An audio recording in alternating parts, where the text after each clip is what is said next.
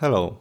In the last two videos we've looked at the play at the low stakes tournament with a big field, and today we're gonna look at some hands from a Triton Invitational that took place during WSOP Bahamas, and for $500,000 it was the highest buy-in tournament of the year. There are 12 millions for first place, and I want to focus on Daniel Dvoress preflop play. He built a very big stack in early stages, and with few players remaining he owned more than half of chips in play, but eventually busted in 4th position.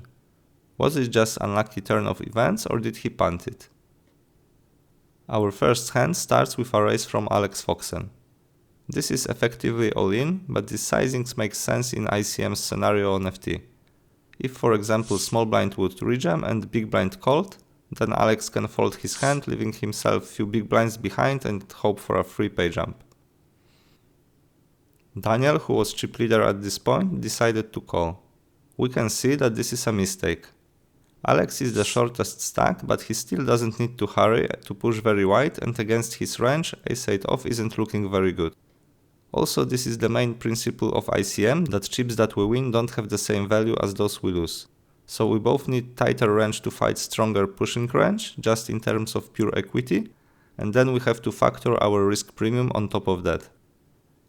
That's why, as a chip leader, we should be very active when we have a chance to take aggressive actions like open raising or 3-betting, but we still should tighten up when someone is willing to risk the tournament life against us. In the second hand, we see Daniel raising ace-10 off on the cutoff. He covers everyone and can open really wide here with almost half of hands. Now action is on Elias Talviti, and he decided to go all-in with ace-jack. This is the only play here. He is the shortest stack and his bubble factor isn't too high. He can't go crazy, but we can see that he can rejam against chip leader with more than 15% of hands. He has great fold equity here, because the raiser should fold 3/4 of his hands, and with his blockers it's even more. My intuition in this spot was that this call with ace-10 wasn't necessary, but Dvoress made a perfectly fine play. He just has to defend his very wide range, and if he starts folding hands as strong as this, 3-betting him would print money. This is a spot where against top players who know their ranges, we have to play close to GTO, if we don't want to get overrun. But if it was a FT of €100 tournament, we can probably assume that 3-betting range will be much tighter, and then calling ace-10 off might be a losing play. Our third hand starts with a very interesting scenario. Daniel lost his chip lead to Alejandro, and also there is Ben Heath, who has less than 2 big blinds. Now Dvoress against Lococo has the highest bubble factor at the table. Busting now would be a disaster for him, so playing out of position, solver doesn't want to raise here at all. Keep in mind that it still wants to see the flop with a lot of hands, and this range isn't that far off of what we should continue with in the chip EV scenario. Big blind can raise this limp with almost half of his hands, and for 6-4 off this is preferred action by the solver. Dvoress called this isolation, and we can see that this is a good call, but again it's very close, because he should already fold hands like 9-8 off or jack-9 off.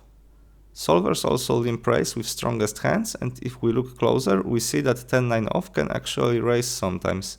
Don't ask me why, because this hand doesn't look like a good bluffing candidate for many reasons, but I guess it has to do something with board coverage. And now it's time for the last hand for us and for Daniel. It starts with an open from Lococo, and we can see that with everyone else below 20 big blinds, he can open more than half of hands, and he should split that into open jams with middling hands and small raises with hands that are easy raise folds, and best hands as a raise call. Jacks of course fall into the last category. Dvoress picked up pocket deuces and decided to jam. We can see that this is correct play on almost 20 big blinds, and it still has a nice risk-reward ratio. He can expect a lot of folds, and the pocket pair usually has good equity when called, because it will be flipping often enough.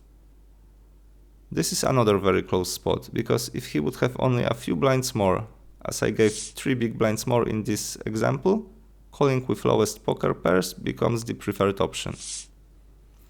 So to sum this video up, we saw Daniel navigating these very close ICM spots very well, except the first hand where he made a bit too loose of a call. But even the best players aren't robots. All the other hands show that Dvoress belongs to the elite.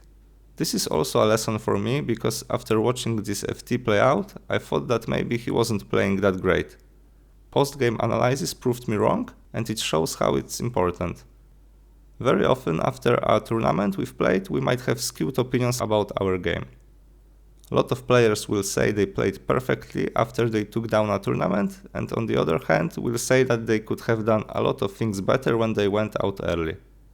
It's important to stay objective and analyze both scenarios, because it's the only way to get better. I hope you enjoyed this video, don't forget to subscribe and see you next time. Bye.